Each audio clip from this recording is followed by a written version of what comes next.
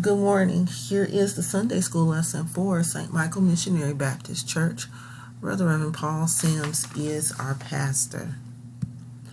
Today's lesson is titled Restoring Justice and Mercy. It comes from Psalm 10, verses 12 through 18. Our key verse comes from verse 17. You, Lord, hear the desire of the afflicted. You encourage them and you listen to their cry. God's Word. Arise, Lord. Lift up your hand, O God. Do not forget the helpless. Why does the wicked man revile God? Why does he say to himself, he won't call me to account? But you, God, see the trouble of the afflicted. You consider their grief and take it in hand. The victims commit themselves to you. You are the helper of the fatherless. Break the arm of the wicked man. Call the evildoer to account for his wickedness. That will not otherwise be found out. The Lord is king forever and ever. The nations will perish from his hand.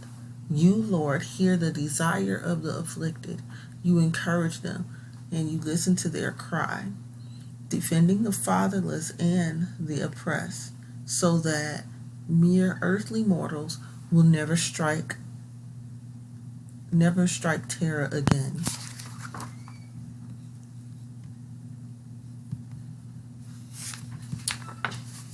Bible story.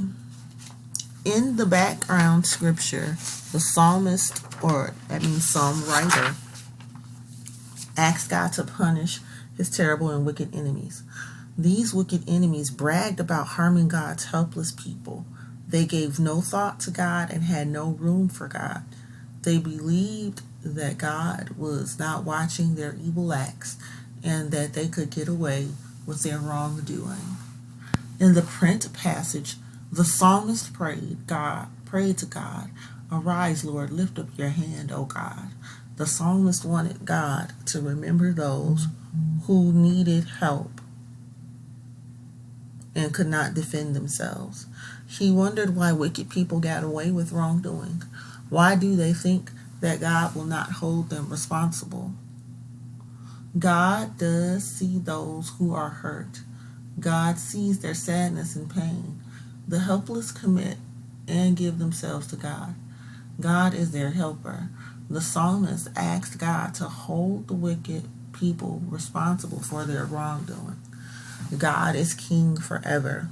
The wicked will not last. The psalmist asked God to hear, encourage, and listen to the call of the hurt people. Because God is king, he will restore justice or fairness and mercy, kindness, and relief by defending those who do not have a father and are oppressed.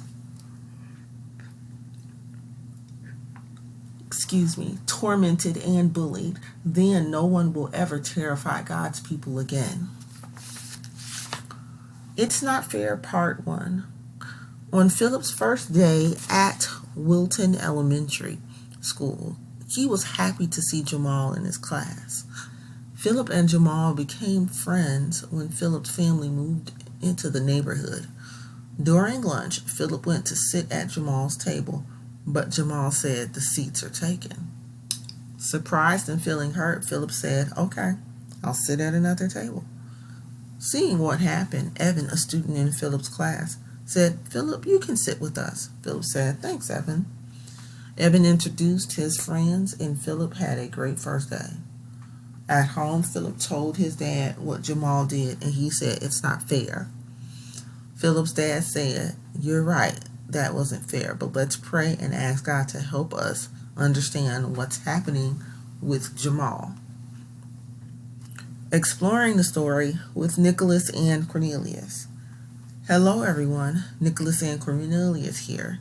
In today's lesson, the psalm writer was concerned about the wicked and wrong actions committed against God's helpless people. Sometimes wicked people think that no one sees their wrongdoing.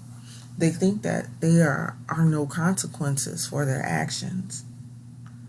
But today's lesson reminds us that God sees their actions, and God defends the helpless. Remember that God sees the people who mistreat others. Pray and ask God to help you in these instances.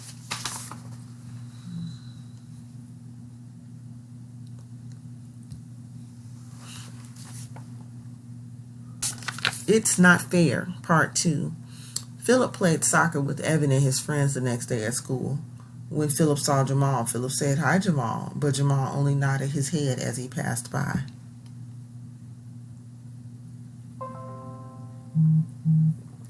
When Philip got home, his dad asked, "How was school today? Did you and Jamal have a chance to talk?" Philip said, "I spoke to him, but he only nodded his head." Philip's dad said, "Well, I believe God will work it out." After dinner, there was a knock at the door. When Philip's dad opened the door, Jamal was standing there. Jamal asked, "Philip, can we talk? I'm sorry I haven't been a good friend at school." Exploring the story with Nicholas and Cornelius. In today's story, Philip was upset. His friend Jamal treated him unfairly. Philip did not understand why this was happening, so Philip and his dad prayed for understanding. Have you ever been mistreated by someone? Were you surprised and hurt like Philip was? What did you do to stop the unfair treatment? Philip and his dad prayed, and God answered their prayer. When you need help, should you pray and talk to an adult? A God restores fallen phrase. The letters from today's message have fallen into the bottom of the puzzle. Complete the fallen puzzle by filling in each space with the correct letter underneath the column. The black spaces indicate the end or beginning of a word. Cross off a letter as you plug it in, then read the message all together. A few of them have already been done for you. Here are your background scriptures for this coming week. On Monday, you are reading Revelation 19, verses 11 through 21. On Tuesday, you are reading 1 Chronicles 29, 10 through 20. On Thursday, you are reading Psalm 47 in its entirety. On Friday, you are reading Philippians chapter 2, verses 1 through 13. On Saturday, you are reading Mark chapter 4, verses 35 through 41. On Sunday, you are reading Psalm 93 in its entirety. Let us pray. Our Father, who art in heaven, hallowed be thy name. Thy kingdom come, thy will be done, on earth as it is in heaven. Give us this day our daily bread, and forgive us our trespasses, as we forgive those who trespass against us. And lead us not into temptation, but deliver us from evil. For thine is the kingdom, the power, and the glory, forever and ever. Amen. Again, this was the Sunday school lesson for St. Michael Missionary Baptist Church, where the Reverend Paul Sims is our pastor. Happy New Year, and see you next week.